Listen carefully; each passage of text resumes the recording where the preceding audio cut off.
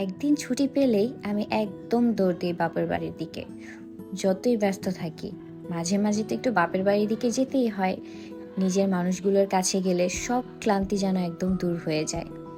আর আমি বাসায় আসলেই বাসার সবাই একদম ব্যস্ত হয়ে পড়ে, আমাকে কি রান্না করে খাওয়াবে, আমি কি খাবো, কোনটা খেতে আমি পছন্দ করি। আমার মা আর ছোট বোন তো আমাকে কি খাওয়াবে এটা নিয়েই ব্যস্ত থাকে। আমার কোন জিনিসটা পছন্দ, আমি কি খেতে পছন্দ করি।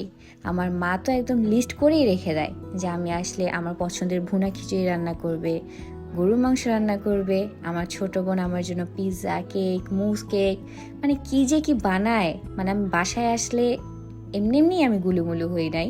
আমার মা আমাকে এত খাওয়ায়, শ্বশুরবাড়ির মানুষও আমাকে এত খাওয়ায় যে তাদের খাওয়াতেই আমি এরকম গুলুমুলু হয়ে যাই। বাবা তো দূরে থাকে, তারপরেও বাবা ফোন দিয়ে মাকে বলে দেয় আমি কি খেতে চাই। ব্যাস, সেদিন আমার ডায়েটের 12টা বাজে। আর আমি এমনিতেও অত ডায়েট করতে পারি না, কারণ বাপের বাড়ি শ্বশুর বাড়ি সব মিলায়েই আমার খাওয়া দাওয়া এত হয় যে আমার ওজন আর কখনো কমতে চায় না। আর সবার চোখে মুখে শুধু একটাই কথা, ওকে খাওয়াতে হবে, তৃপ্তি করে খাওয়াতে হবে। আর এই ভালোবাসাটুকু যে কি শান্তি দেয় তা বলে বোঝানো যাবে না। তাই বলি মাঝে মাঝে ডায়েট পরে হবে, আগে মা বোনের হাতের রান্না তো খেয়ে নেই।